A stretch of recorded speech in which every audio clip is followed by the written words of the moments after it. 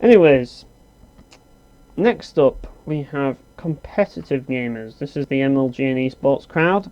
You want to meet any of these guys? Well, just go on Warcraft 3 Battle.net and go into a game of Dota, only to find out that you're instantly kicked from the game, and then you realise, oh wait, this is serious business. I wasn't supposed to be here because these people are serious fucking business. I'm not qualified to be among these people, so I can't really be associated with these individuals, and then you'll basically just leave Warcraft 3 Battle.net, which is recommended. Just avoid it. Anyways, competitive gamers they're cheerful folk. Like, you want to know how cheerful they are? Just look at any argument involving Boss Nasty, like, he calls himself Boss Nasty Silver. Yeah. Look at any argument with Boss Nasty and you'll see just how cheerful they all are. Granted, Boss Nasty is often quoted as an illegitimate MLG competitive esports guy, but he basically, even though he's seen as that, he basically stands for the whole idea. Like, he is basically, as a person, the definition of what competitive gamers are really like, because they're all the same as him. The only difference is that apparently he doesn't know his shit and they do. But really, their personalities are pretty much the same. They're all basically up their own arses and they're all miserable. But the same can be said with a lot of sportsmen as well, so yeah, because when you're competitive, you're living life on the line, and obviously because of that you're always miserable, because you have a lot to lose but a lot to gain, but the chances of losing are high, so basically you're a happy chap. Anyways, naturally, being a happy chaps, they are gamers that enjoy playing their games to have happy times. But, like I said, they are not to be confused with metagamers, because metagamers, and I will say this definitely, metagamers are definitely more passionate about the gaming industry than competitive gamers. Even though competitive gamers will usually say that they are passionate about gaming, they're not really passionate about gaming. They're passionate about building their own ego and about playing games competitively. There's a difference between playing games competitively and playing games because you're passionate about gaming. And most of these competitive gamers really aren't playing games competitively for the sake of... They're just playing games competitively for the sake of playing games competitively for the most part. They've usually played one game and they're like, well, I want to dedicate my career to this. But you won't really find them playing anything else for the most part, and it's mainly because they've spent all this time on this one game. So they don't really play many games. They usually just stick to one or a few, but most of them just play video games just to bolster their own ego and to bolster their career. And really, most of them are basically sportsmen, really, because they've just got that sportsman mindset in the sense that they play games because they want to win. Which really is just, to me, it's just silly, really. But gaming is an industry that's built on recreation, and you have people like this that will buy games just simply for the fact that they want to basically make a career out of something that they've purchased, designed for recreation. It just sounds like a complete and utter joke to me, but that's my personal opinion. Regardless, these people are cheerful folk, and they pretty much have their own reasons for gaming, and it's mainly due to the fact that they just see it. It's like the same reason why you see a lot of YouTube gamers that are just like YouTube game reviewers YouTube game related content, just simply because they think, well, it's easy, but lots of other people are doing it and making money, so I'll do it as well. And usually these people could be considered casual gamers at first, and then eventually they think, well, I think I'm good at this, I'm going to go competitive in it. Or they're just core gamers. Like, you don't just start off as a competitive... Well, that's the thing, either that, or you start off as a competitive gamer just simply because you were a competitive sportsman, and you look into gaming because a lot of competitive gamers actually go to video games because apparently they like the team bonding that gaming brings, and they just believe that it's an opportunity and a big money making opportunity and you can make a solid career out of it, so they think, well, we'll just go into esports, we'll be a gaming sports personality and we'll go focus on gaming rather than actual sports. People are like that, I'm afraid, but that's just the way it is. So yeah, whereas metagamers still play video games for recreation, strive to achieve something superior to that of others simultaneously, competitive gamers play for not only personal achievement, but to also establish a career by playing video games professionally. And that essentially makes competitive gamers one of the few subsectors of the gaming consumer base that don't play video games for recreational purposes, really, because they don't really have any interest in the recreation. I know I use Boss Nasty as an example, and I know people will really hate me using him because he is literally hated by even the MLG crowd, and using him as a generalization might be a bit rude of me, but I'm going to say it because I've seen people before that, particularly on Warcraft 3 Battle.net, that have the same sort of perspective on things as Boss Nasty, and these people are pretty much competitive gamers, and they basically just say, if you're not good at this game, then go play Hello Kitty. Like, I remember he literally had, like, a quote. Boss Nasty literally had a quote, and it's perfect. It perfectly sums up all competitive gamers. Does this? I don't care if you like or hate Boss Nasty. This perfectly. If you're a competitive gamer, this sums you up. It's just like, if you're not good at this game, I hear there's a new Hello Kitty game on the PC, and you should just go play that game because you're just not good at this game. That's what competitive gamers are like. They think that because you're terrible at the game, that really you shouldn't be playing it. Because what's the point in playing a game if you're terrible at it? Well, I can think of a lot of points, to be quite honest with you. A lot of points, but they don't see that. They literally think that there's no point in playing a game if you're bad at it. That just shows you just how little they actually care for video games. But they play them and they buy these games. They still buy these games unless they are actually are MLG, and people. It's usually people who want to get into MLG that seem to be the issue with competitive gamers when it comes to this sector of the discussion, when it comes to within the scope of this why episode. And the reason why is because it's the people that are budding competitive gamers that have to buy these games. If you are MLG, then well, you're making money for the publisher just by being there and being good at games, and by being good at those games you're essentially marketing those games so that other people get inspired by you, and as such they play your game too. So yeah, if you are actual MLG, you are kind of just as bad, just simply for being there for marketing, because that's literally all esports are. It's just marketing. If you're an esportsman and you're MLG pro, all you are just marketing fodder. That's all you are. You're just marketing fodder. You are nobody. You are nothing to these big publishers. They just they just pimp you out. It's like being a prostitute, and I've always said that. That is basically what being an esports gamer is. That's what, metaphorically speaking, I've always used this word. If you are a MLG pro, you are a prostitute. And the reason why I use that, and it might seem a bit very crude to say that, but the reason why I say that is because you are simply being pimped out. It's like a prostitute is pimped out for their good looks. You're pimped out for your good gameplay skills. Pretty much, that is basically the same thing. The only difference is you swap your good looks. You just swap the good looks for gaming skills, and that's basically what I mean by you are essentially a prostitute, but you are a gaming prostitute in the sense that you whore yourself out through playing video games for all these big companies so that they can beef up their marketing. So bear that in mind if you desire to be a competitive gamer. Just bear that in mind. I'm not going to judge people. You want to do that for a living, that's your prerogative.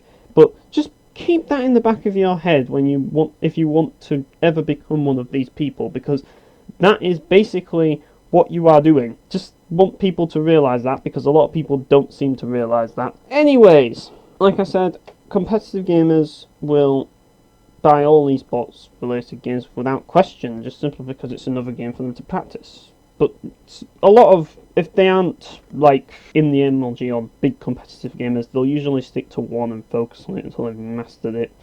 But if they gain the ability to master games quickly, they'll probably buy a lot of games and try and master them all to get a chance in each one of them to get pro. So they'll usually pre-order the game as early as possible so that they can get practicing with the game as fast as possible. And obviously, that's why pre-orders are so big. That's why so many people have pre-ordered Call of Duty. Well, I'm not saying that pretty much every single one of those people is a competitive gamer, but there is a chunk of that pre-order bit of all those pre-orders. There's a chunk of those pre-orders that are competitive gamers. So there you have it. They just want to master the game, so they want to get it as early as possible before the core crowd comes in, so that they can remain relevant in the pro circuit. And really, it's this reason why I personally find esports to be distasteful, and why I believe they are a bad influence on the gaming industry and the community, because the community that's spawned from it is just absolutely dreadful, but that's a rant for another day. Anyways, we're finally getting to the sector of gaming that I'm in. This is the sector of consumers that I'm involved in, and that's dedicated gamers, which is me. I'm a dedicated gamer. If you're watching this if you're listening to this recording on SoundCloud or watching this video on YouTube, then you are probably a dedicated gamer as well, because you've actually gone to all this work to find me and to listen to me, because I can tell you right now, most people wouldn't be listening to me right now. And quite frankly, I don't think anybody will be listening to me right now. But if you are listening to me, then yeah, you probably are pretty dedicated as a gamer, because you dedicated time to listen. So, yeah, dedicated gamers spend almost all of their free time playing video games. That I do, I pretty much do. Well, there is a bit more to it. As I say, I'm not playing video games right now, but that's part of what the whole dedicated gamers thing is all about, and I'll get to that in a minute. But as do many core gamers. However, and this is the thing that separates dedicated gamers usually from core gamers, it's like what I'm doing right now. Dedicated gamers often prefer to take a more productive approach to video games, and as a result, you'll see a lot of YouTubers that are like YouTube gamers that are dedicated gamers in a way, and yeah, they take a more productive approach to video games. You'll find these types of gamers in the darkest recesses of Destructoid's C-Blog section. I know this because I go there, and I see people on there that write countless blogs trying to get them promoted and trying to get them some attention to their blogs, their personal blogs, and I'm along with them. I'm just basically just another one of the rabble, and we go there to do that, and very close-knit community, and it's a friendly place to do it. Not like bloody Reddit, where everybody just shits on you for like doing all that, because they're all like-minded individuals who all want the same thing, so why not? And sometimes you see some good C-blogs on there anyways, so yeah, you'll find a lot of dedicated gamers on those sites, as well as probably here, because you're talking to me and I'm a dedicated gamer. So, well, you're not talking to me, but I'm talking through the mic, so you can hear a dedicated gamer just by listening to me, because I am one of them. Now, next thing is, dedicated gamers are usually mediocre at playing video games, and this is usually due to the fact that they have a very broad scope of interest in gaming and are unable to dedicate that time to specific games. I know this for a fact, and it's the main reason why I'm still terrible at Warcraft 3. And don't I know that, because people will tell you that you are absolute crap at Warcraft 3, and I've been told to uninstall Warcraft 3 so many times, but I keep playing it because it's a guilty pleasure of mine. I can't help it, I keep playing it because of that. Let's put it this way, there's no game quite like Warcraft 3 Battle.net. Like, I came there for Warcraft 3 because I like Warcraft 3's campaign so much, and I stayed there just for the antics that go on there. Let's put it this way, it's an experience that's definitely not for everyone, and I definitely recommend not getting involved in. But anyways, dedicated gamers have strong principles based on their love for the industry. This may cause them to purchase games not just for recreational purposes, but to also keep their favourite video game franchises afloat. Now, a lot of people might not know that I bought Star Ocean 5 twice. I bought the Japanese version of Star Ocean 5, and I bought the localized version of Star Ocean 5. So I played the same game twice. Now, why would I do that? Like, if you know me, then you'll know that I don't really replay games that often, but the reason why I did it is simply because I wanted to support the company, because I wanted to keep them going. So I bought the game twice because I wanted to. It's a company that have given me pretty much my favourite game of all time, and I want to keep them going and show my appreciation for what they've given me in the past. In addition, a lot of the games that I ended up getting them have been second hand, which is regrettable, and I want to actually give back to the company. So I did that, and obviously that means that they have principles. When a game does something bad that they don't think is a good thing, they won't buy the game, usually. And that's what we mean by these principles. So yeah, dedicated gamers are all over the internet, but it's typically very difficult to track them down, as, well, the main reason why is they're so spread out and all doing their own independent thing. I suppose you can find some of them on YouTube, but there's a lot of posers on YouTube, and it's difficult to sieve out the dedicated ones from the posers. And yeah, that's a tricky one. But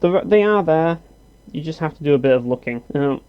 Dedicated gamers will often have a WordPress blog, and are trying to slowly grow relevance in the gaming industry through writing about video games, which is pretty much what I'm doing right now.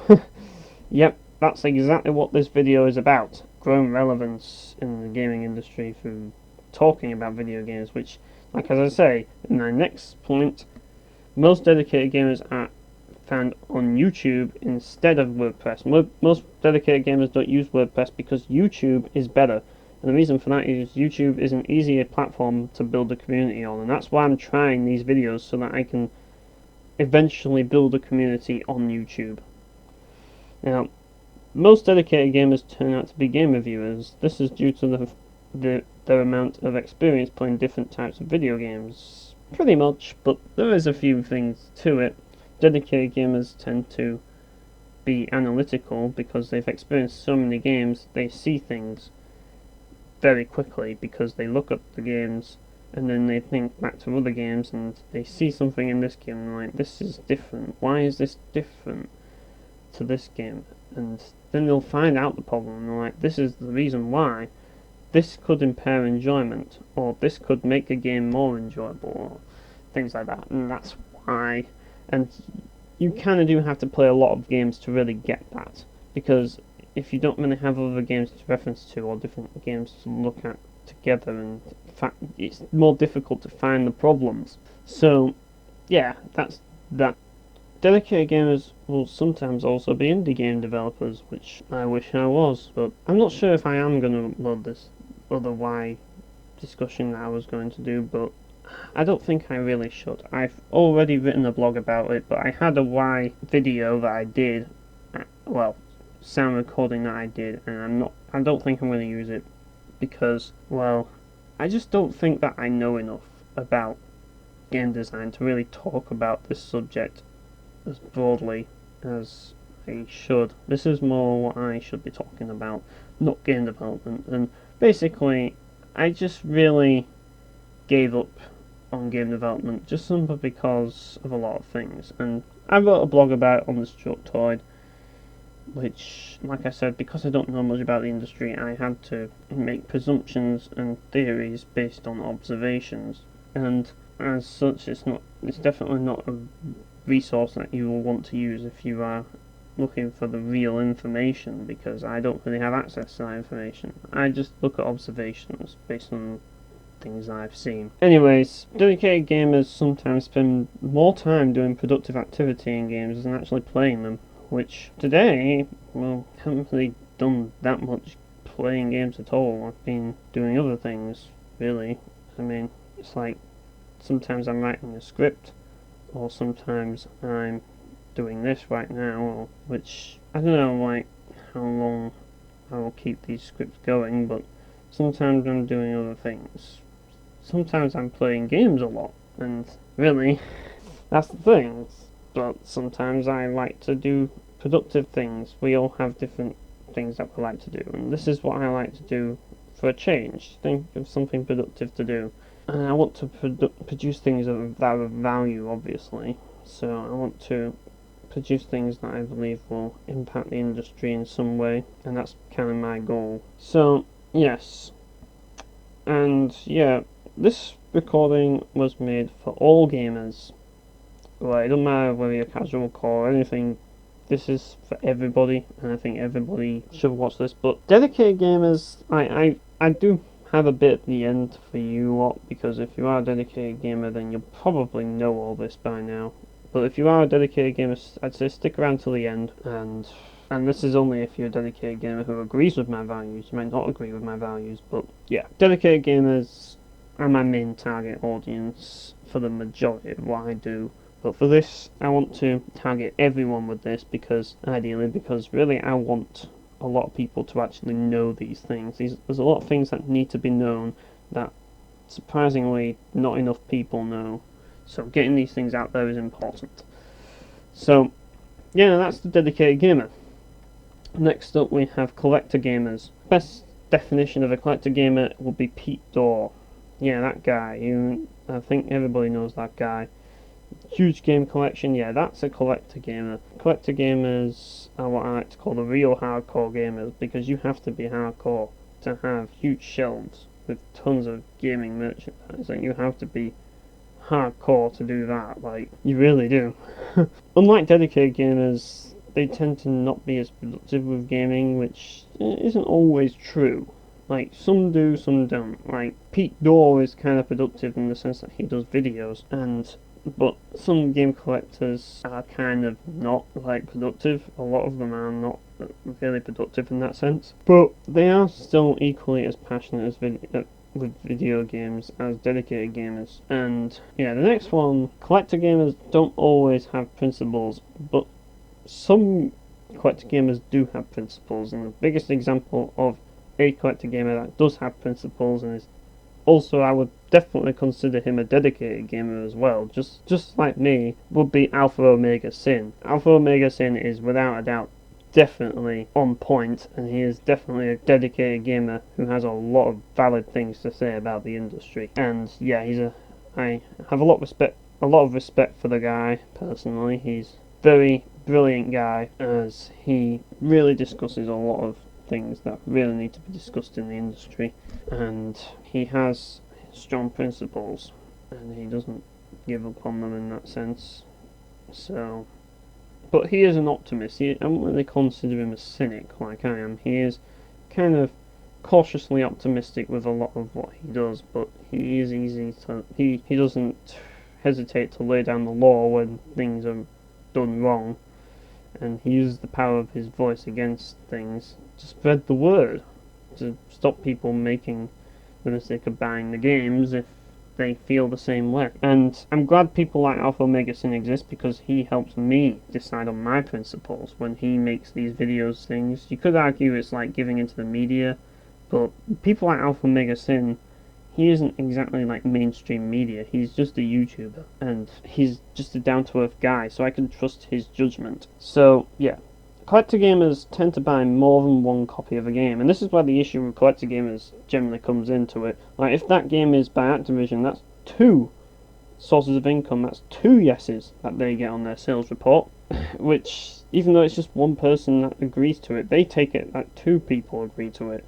Yeah, it's not very good, isn't it, when you've got two sources of income coming their way for wrong reasons. But that can be a double-edged sword. Sometimes it can be a good thing for certain companies if the company is doing something right, like when I bought Star Ocean twice. So yeah, it's a double-edged sword really, but it's definitely worth a mention. Now, collectors gamers spend a lot of time shopping for games, sometimes even more so than actually playing them. So yeah, they are big consumers, like big consumers. These people, they'll buy second-hand games and brand new games, but they're always buying. So when it comes to consumers, these people are serious business and will spend money on collector's editions and all that lot. These are the people that will buy them, and obviously those people are very important for the gaming market, because they supply for these people specifically, and they need to cater to these people really. So yeah, unlike dedicated gamers, collector gamers will mainly discuss mainstream games and will still follow mainstream trends. And I don't think Alpha Omega Sin is an exception of this. I think he plays and talks about a lot of like mainstream games all the time. He's always talking about Resident Evil, which is like the most mainstream horror game out there. But he does talk about some overlooked titles, and that's the next point I want to make. That, like dedicated gamers, collector gamers tend to enjoy retro and overlooked titles, and this is usually because they are rare and sought after. But not always. As I say, Alpha Omega Sin is an exception because he plays games like Shadow Hearts and things like that, which a lot of gamers don't play those games because they just don't really acknowledge their existence. But yeah, I definitely say that Alpha Omega Sin is just as much of a dedicated gamer as he is a collector gamer. He's a bit of both, really. So yes, but he does follow a lot of mainstream trends at the same time, and I think that's mainly because he's optimistic, in the sense that he's kind of a passive optimist in a way. And you look at, like, a lot of people look at him like ranting and they think, oh, this guy's a cynic. I disagree, because the guy's always willing to give things a try. Like, the guy's still interested in the Final Fantasy VII remake. That's just how optimistic he is. Like, I gave up with I looked at the Final Fantasy VII remake and I already made my decision before I even saw anything about it. I'm just like, I don't care. This guy does, so he is pretty optimistic, I would say. But he's cautiously optimistic and on edge. Like, he's like, you better not fuck this up. But yeah, that's basically the gist. And the last one, well, not the last one, there's two more. The next one I want to mention, which might not be relevant, but I do want to mention this anyways, is popularity feeders. What are popularity feeders? Well, basically, these people may or may not be gamers, but they purchase video games to write or talk about the current trends in gaming. Now this is the thing. I don't really know if they do purchase these games. That's why this might not be relevant, but I do think they are relevant because these people are connected with the media, which cause the core gamer crowd to buy in these big games. And obviously these popularity feeders do not help the industry for this reason, and do not help us influence industry ethics. So these people are very much like dedicated gamers in the sense that they focus on productivity of the play. However, they do not play, well, for the most, like, there might be popularity feeders out there that do, but in general they don't play video games for recreational purposes. All these big ones like Watch Mojo and that lot, they don't play video games for recreational purposes. Like, popularity feeders focus on the mainstream because it gathers the biggest audience. Only dedicated gamers would ever attract a niche audience. Popularity feeders tend to target core gamers as they are often a huge part of the gaming media. Sometimes video games are given to them by publisher for marketing purposes. You could argue that, like, for example, a video game is given to PewDiePie. I'd definitely say that PewDiePie is without a doubt a popularity feeder, without a doubt. He is one of them, just not one of the big ones. Popularity feeders often spend more time working than most dedicated gamers, though it's not always the case, but they definitely spend more time working than I do. I'll definitely tell you that for one. But obviously some dedicated gamers work more than I do. I'm just a bit lazy, I'll admit that. I think that's evident by my upload schedules, and which I don't have a schedule, and there's a reason for that, because I won't keep to it. Popularity feeders are often purely money motivated and usually opt for clickbaity content, and popularity feeders can be found all over the internet. And one example is what I've said before. One example of a popularity feeder is Watch Mojo. Popularity feeders actually do a lot of research on video games, sometimes outside of the mainstream. So sometimes you will see them playing these cult classic games, but, well, researching on these cult classic games, but the only reason why they do it is to just add credibility and to basically keep themselves interesting so that people keep following what they do. But this is the thing that I believe, and it is a theory, but I believe that most popularity feeders don't actually play video games. Instead, they research them and broadcast their information to core gamers for easy cash. That's my opinion on it, but it might not be true, it might be true, but I don't know. Anyways, the final one I want to talk about, and that's preteen gamers. Basically, kids. Yeah, we've all been there at one point, but they are relevant to this problem, and I'm going to tell you why. These gamers cannot pay for their own games, and often ask their parents to buy it for them. As such, they do not understand the concept of self-control when it comes to spending, because they make zero financial contribution to the products. And if you don't make any financial contribution to the products, then how can the ethics behind pricing and microtransactions matter to you when you're not paying for them? Let that sink in for a minute. How does a monthly subscription fee matter to you when you're not paying that subscription fee? Yeah, exactly. So, really, as such, you really can't.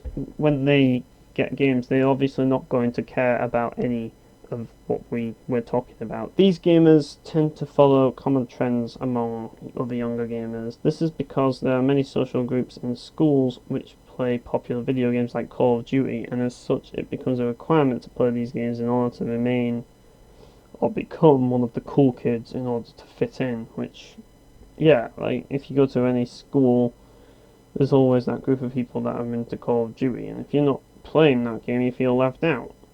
And that goes beyond school, but school's just an example of it. These gamers often do not have the means to purchase DLC, however, they can convince their parents to do so. As a result, DLC and digital gaming is a flawed concept in my opinion. It's even worse when a child is able to access their parents' credit card information on the console, and this is usually due to the fact that their parents don't put enough effort into making their child's gaming experience secure because they don't understand gaming themselves and do not want to invest time into it, even though it means their own child's well-being is at stake. And this includes buying games as well. They'll just buy M-rated games because that's what their child's begging for, and they just don't have the care and consideration for anything, right? I just think that parents are the biggest, if I'm going to put any blame on anything, because really, the kids shouldn't have to worry about things like this. It's not their job to worry about things like this. It's our job to worry about things like this. It's our job to make gaming a better place. Not their job, our job. Because we're making gaming a better place for them, for their future. That's what I see. It's not their responsibility to do so.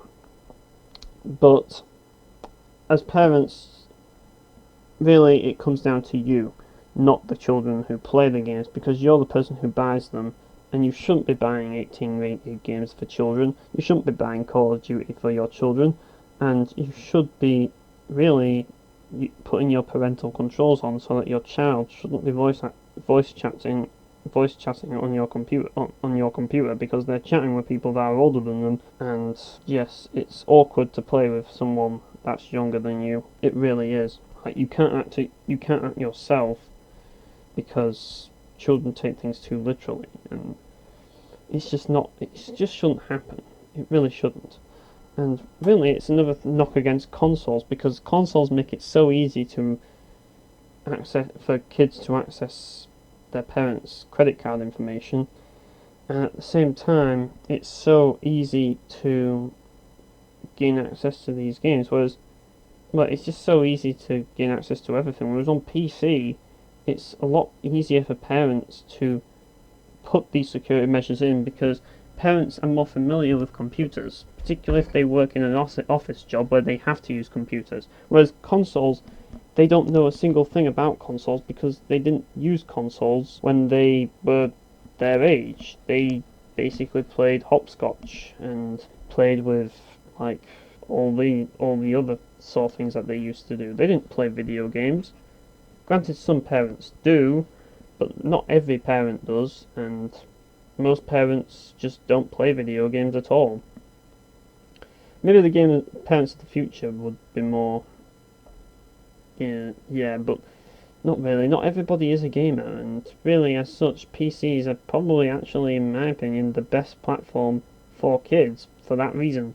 But then again, it's not the most intuitive platform for kids, and I do believe that we need to see more innovation in PCs and more intuition in PCs so that they can be easily accessed by the masses. That's the biggest thing that gaming needs, from that perspective. From like in terms of platform, they need to make an accessible PC platform that has all the freedom but also the accessibility, and consoles just aren't offering that anymore, and that's the big issue that I have with it. So, anyways, these gamers are reasonably excited by new and upcoming games, and tend to be the few people who do not complain about them. This is the silly thing, like, a lot of people think that kids are the worst, but not really.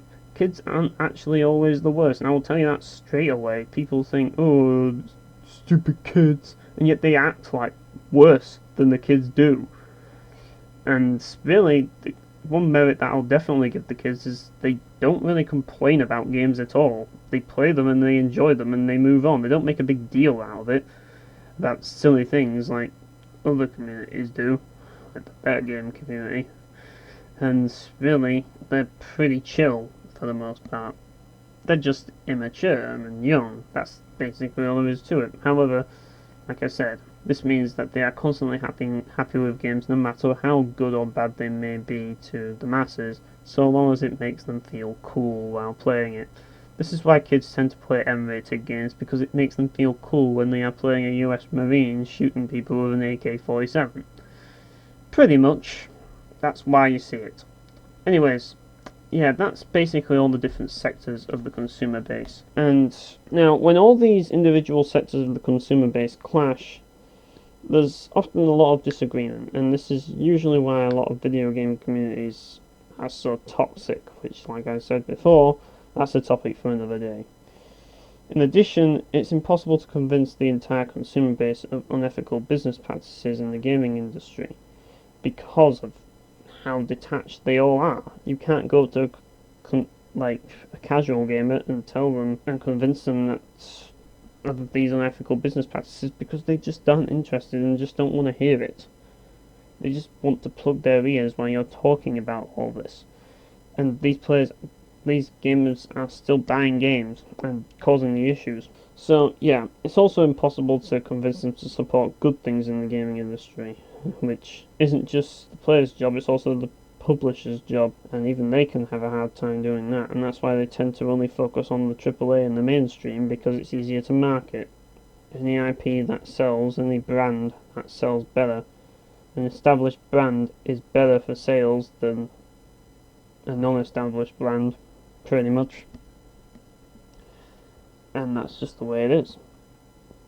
Now, in case anyone isn't familiar with them, if you're a dedicated gamer, you'll already know what this is all about, but this is mainly for people who might not know, because I go on so many places and I see people get these things confused every time, and I just want to make this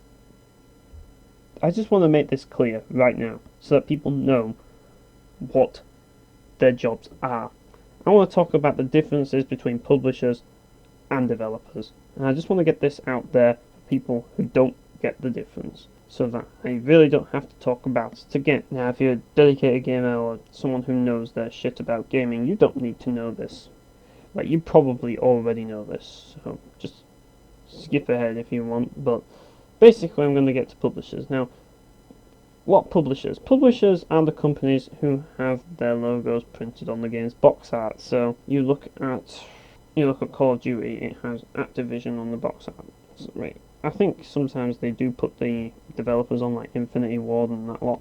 But like if you look at, for example, well, let's just say look at Star Ocean 5. You don't see Tri-Ace on the front of the box. You see Square Enix on the front of the box. That's exactly what I mean. So yeah, publishers are essentially investors, and as such, they own a considerable percentage of the game as a product. So they invest in the game as a product rather than investing in a company in a way. It's the same sort of thing, but they invest in the game as the product, and they basically take on the game. And they, as I say, a considerable percentage basically means they own the game. They basically buy out the game for the most part and take control over the whole game, pretty much. So it's their game, but they don't make it, if that makes sense. But there's lots of different ways around it. Publishers can request developers to make games for them, or developers can make games and then get them published, and the publishers take them off them, and then it's the publishers then.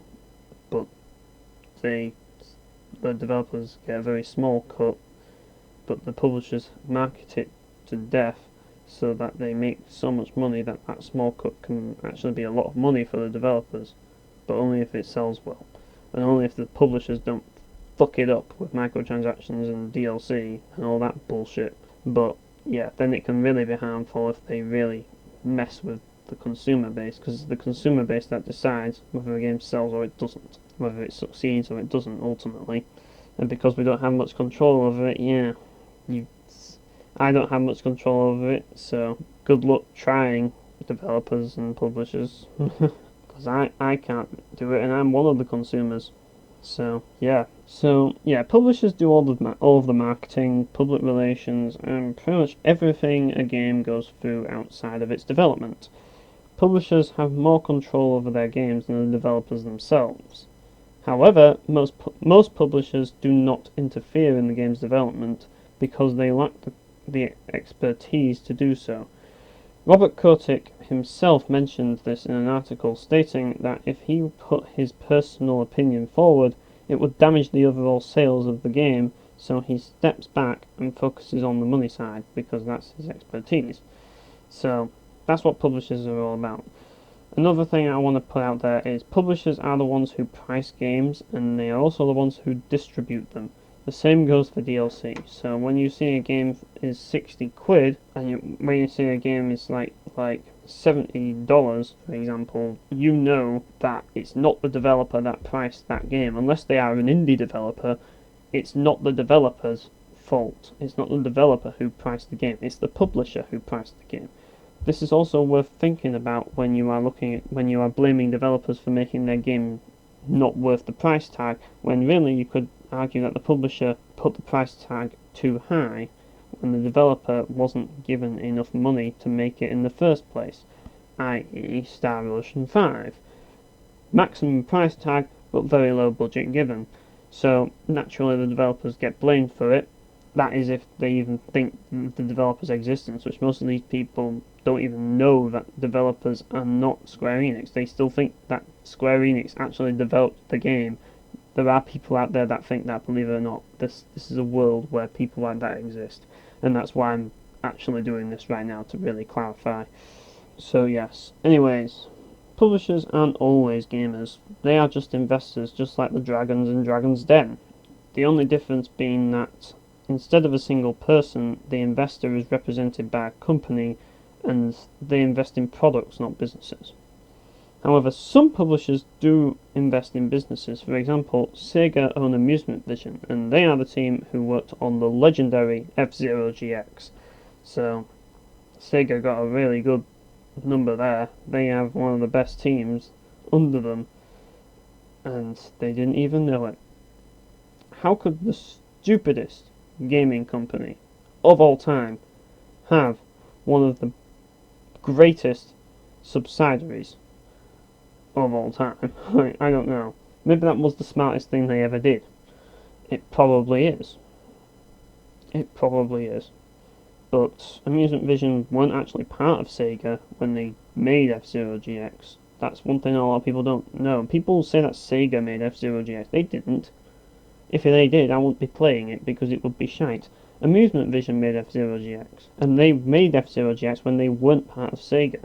Sega just owned the company, but they don't. But they are still a separate company. They're just owned by Sega. It's like Tri-Ace are owned by Nipro, but Nipro don't really have. But they're still a separate company, just under Nipro. But Sega obviously bought into this company, and that's just the way it is. And publishers sometimes get that big that they will buy into a company because they just like everything that that company brings out, I guess, and they just want more control over them. So yeah, game producers work for the publisher, and this is basically the game producer. Like Shigeru Miyamoto, for example, he is a game producer, and basically giving you an example as to what his job is. Game producers work for the publisher and are the representative of the game, and are essentially the big boss of the project in general. Overall, they are basically the middleman between the publisher, the developer, and also the consumer base, and that is why you see Shigeru Miyamoto printed all over Nintendo, and that's because he is literally the face of Nintendo, because he produces pretty much every first-party Nintendo game ever made, and that's why he's there, because he's the person that's seen in every game that's released. He did not do a single bit of work on F-Zero GX, but he's still the producer for it. and when I say work on it, I mean development work. He obviously did work on actual decisions surrounding its marketing and things, but he didn't do any work in that sense. I know he did a lot of work in trying to get the whole arcade machine thing working and getting that up and running, and that was kind of his and Sega's conjoint idea. Obviously, I think Sega were involved because they tend to like arcades, so yeah. Anyways, they're basically the middleman between the publisher, developer, and also the consumer base. So they are also with the publisher and the developer. So they're not just a face for the consumer; they're a face for the publisher and the developer as well. In a way, they are kind of like a massive PR person, but they are also a lot of other things. In a way, that's what they are. They are the middleman. They're the people who give the developer the publisher's demands, pretty much, in order to keep their jobs. But yeah, and also they are responsible for everything and are essentially the figureheads of the project who, by publisher demand, are able to influence the development in any way they wish. So, well, in any way the publisher wishes. They are also the ones who discuss the monetary investment agreements and pitch the idea, just like the people who go on Dragon's Den. However, these people work directly with the company, so when they pitch the idea, they will be pitching a game specifically for the company that they're pitching it to, that they work for. So they don't have to invest in it, they already own it, but the idea has to be good, and they need a producer to do it, to come up with that idea of where's the best way of making money and which development team is best for the job. That's what a producer's job is to do. To decide all that for the publisher, so the publisher doesn't have to do all that work, particularly the CEO. They don't want to be doing all that. They don't want to do work. We can't have CEOs doing actual work. Granted, they do work in terms of like business stuff and that lot, but they don't really do anything of significance to gamers, let's put it that way. They do things of significance to themselves and their own career. All they're interested in is clearing that big bonus at the end of the year. That's their interest. Anyways, yeah, that's what a game producer is. They're the middleman. They just basically bring the message and keep everybody up to date with what's going on. They're the representative of the game. Anyways, let's get to developers. So yeah, these are the people who actually make the games. You might not think that they are, but they are. That's what they're called, developers. In the AAA industry, there are many different positions in game development, but very few in the indie sector. So, like, if you are an indie developer, you are probably also your own publisher, and you also have to do your own marketing, which, yeah, that's a lot of fun, and that's why indie development is so hard. But thanks to the wonders of Steam Greenlight, it's made things a little bit easier for indie developers, and that's why you see more of them around. But it's not an easy life, even with Steam Greenlight. There's a lot of hardships in being an indie game developer, because you have to do all the hard work that usually costs money yourself, and that's not easy, and you'll still not get your game seen. Yeah, it's not an easy place to be as indie gaming. But that's just the way they do it, and they do it because they're passionate about it. So good for them. Glad they're around. Anyways, game directors. These are the jobs that everybody seems to want when they want to become a game developer. Well, anyways, newsflash to anybody who wants to become a game director. And I'm going to first say, these people are the ones in charge of the game's development. However, and this is where the newsflash comes in, it is a misconception that these people can put whatever ideas they like into a game, and this is not at all true. Game directors, for example, Masahiro Sakurai, who directed Super Smash Bros. Brawl and Super Smash Bros. 3DS. Game directors focus on resource management primarily, and any ideas that they have to offer to the project come second. This is due to budget constraints and time. Game directors are given a deadline by the publisher in order to release the game within the desired release window. There are many reasons for these deadlines. A good example of a game that failed due to failing to meet deadlines is Duke Nukem Forever. Simply because, well, just look at that game. Yeah, that's exactly why. A lot of the times, game producers are the ones who provide the ideas for the game developers. However, this is not always the case. Some game directors and even writers can come up with their own ideas, and the producer takes on the project on behalf of the publisher and leaves all the creative work to the game director, who distributes his or her ideas to their subordinates who begin working on them. These are just the basics of how the industry works. The producers pitch a project, which is given to the developers to work on.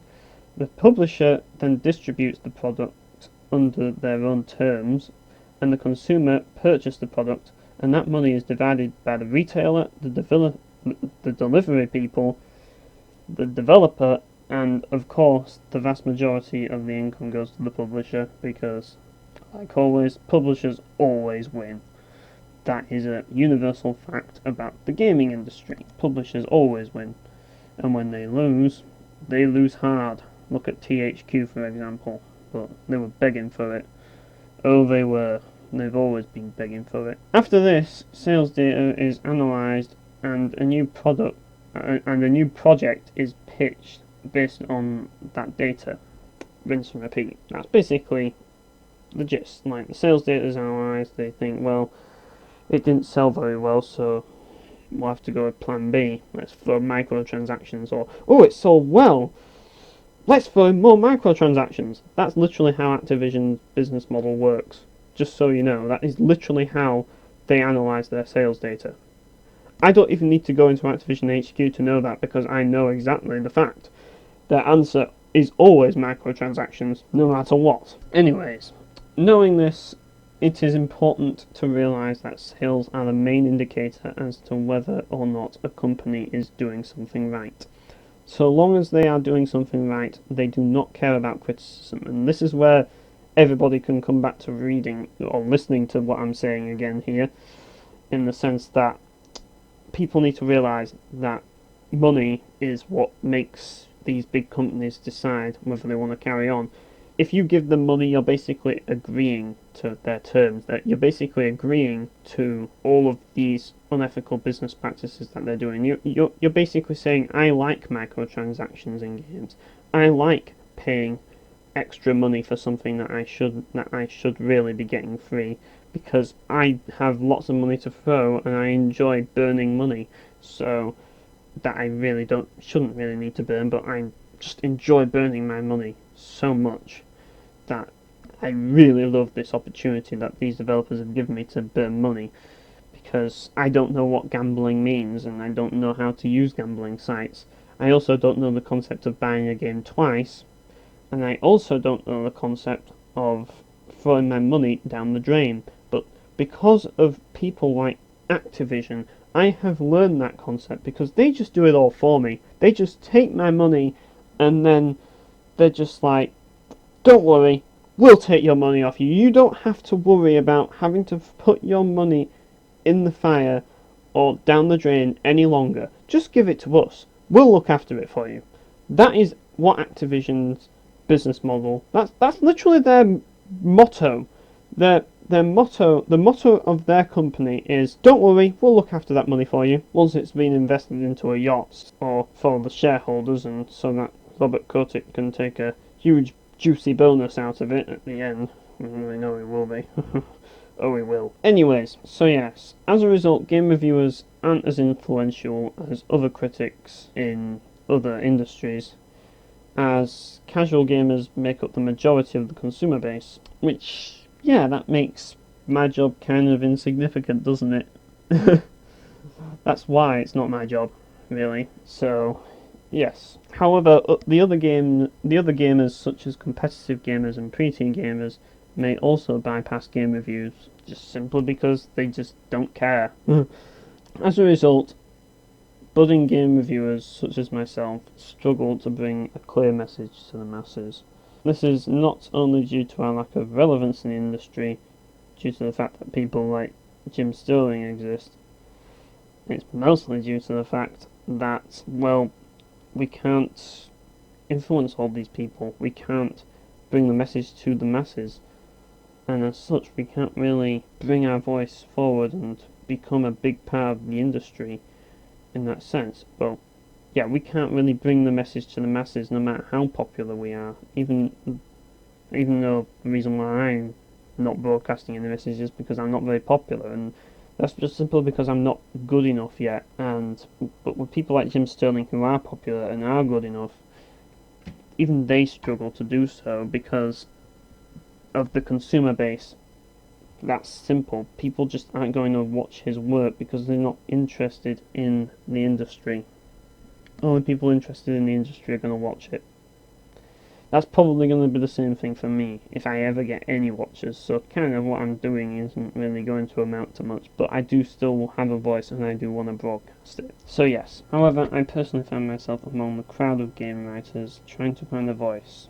Yep, it is for this reason why I made this video, or recording if you're watching off sound or listening off SoundCloud, so that I can get my voice out there no matter how few people hear it, so that it will be immortalized on the internet, and then even when I'm gone it'll still be there, and then I'll have no regrets.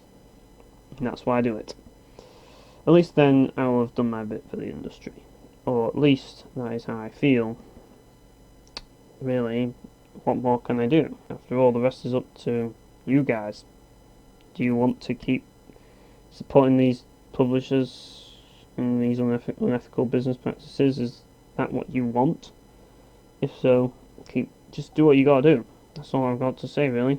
And really, I can say no more on this topic other than because of Jim Sterling's failure to convince the consumer base of these valid issues, people such as myself are even more incapable because we haven't played an influential part in games journalism like Jim Sterling has.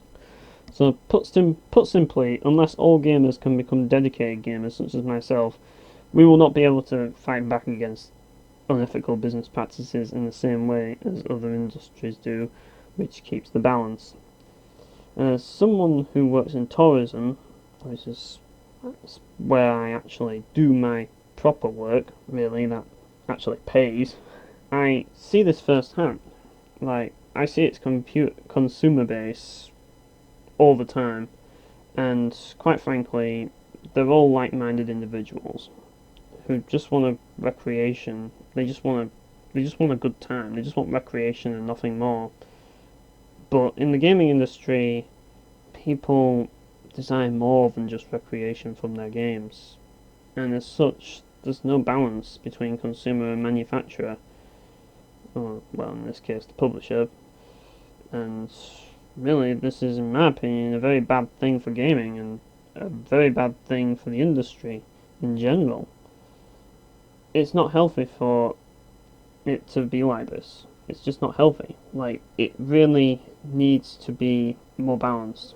Otherwise, it's really just going to harm the developers and us. And just put the market in the publisher's favour, I guess. I suppose they're not that bothered, really, are they? But yeah, it's just not healthy for it to be like this. You could argue that I'm just as much to blame, and I won't deny that. I bought Call of Duty as well once upon a time. I bought Modern Warfare 2. But that was before I learned of the unethical business practices surrounding it. And yeah, I was stupid back then. But then I basically realised the truth. I did. And I have most certainly done my bit to make the gaming industry worse, and it's one of my deepest regrets. However, people are still doing it, and I really wish that people would wake up and realise just how much of an impact they are making on the industry just by buying video games and how it affects us all. Now, for the dedicated gaming audience who share the same values as I do, let's discuss what we can do to stop it. So, what can we do about this? Well, there isn't much we can do right now, but no matter what happens, you mustn't give up on your principles. Unless they clash with something good. For example, I would buy a Mount and Blade Warcraft game even though it would be published by Activision, which would be a good thing. But I would do my research on it first to see if Activision would ruin it in any way. And depending on how many unethical business practices they do in distributing the game, my interest in purchasing the game will waver, depending on how many unethical business practices they do. However, I would settle for minimal unethical business practice decisions, just for the sake of giving the developers the message that they are moving in the right direction, because sometimes that is what's more important. So you've got to know your priorities. Sometimes you do have to put your principles behind you for greater gain, greater message, but you do want to keep those principles as long as you can. However, with all that aside, like I said, we must keep to our principles if we want things to change, because only we can influence this gaming industry. Not the developers or the publishers. That money has to come from somewhere, and that money comes out of the consumer's pocket, our pocket. Only the consumer can change this industry. The problem is that the consumer base is so spread out and disjointed that it's near impossible to do so. However, know this. We do not know what the future brings. Maybe video games will lose their popularity someday. Perhaps the publishers and developers may turn to us in the end. For now, all we can do is spread this message everywhere so that everybody knows where they stand as a consumer in the gaming industry, and so that they know that they are responsible for everything that happens, no matter how unethical it may be. My philosophy is that another video game crash may happen at some point. When that happens, the casual market will go elsewhere. This is when we will pounce on those publishers who will be begging us to stay relevant in the industry. Even if the publishers fail to agree to our terms, fear not. The indie sector of the gaming industry will kickstart the industry once again, just like Nintendo did back in the 80s, back after the first crash in the gaming industry. Then we can bring back gaming to what it used to be. A straightforward, ethical business model which will ultimately improve video games for everyone. However, it is important to realize that the gaming industry has changed so much, and as such, we must all agree to compromise to a business model that works for everyone, even if it means that the price of video games needs to go up. So long as microtransactions, DLC, subscription fees, paywalls for online multiplayer, and other unethical business practices cease to exist. In other words, we fixed the industry before and we can fix it again, but not right now. However, do not forget what is important to you as a gamer, no matter what it may be, and keep your voice heard so that true gamers will listen to it. Jim Sterling himself provided exactly the same message in his Enjoy the Silence, Feel the Noise video. And while I do not agree with everything Jim Sterling has to say, I will not doubt that he is one of the few influential people in this industry who gives a damn about the consumer base. And I want to convey the exact same message, but with my own voice, because we all have to make our piece in some way. We all have to do our bit in some way if we want things to change. In any case, thanks for listening to this long recording, and I hope you took something away from this. And I hope you enjoyed it. It's a bit boring, I'll admit that, but yes. Anyways, see you guys.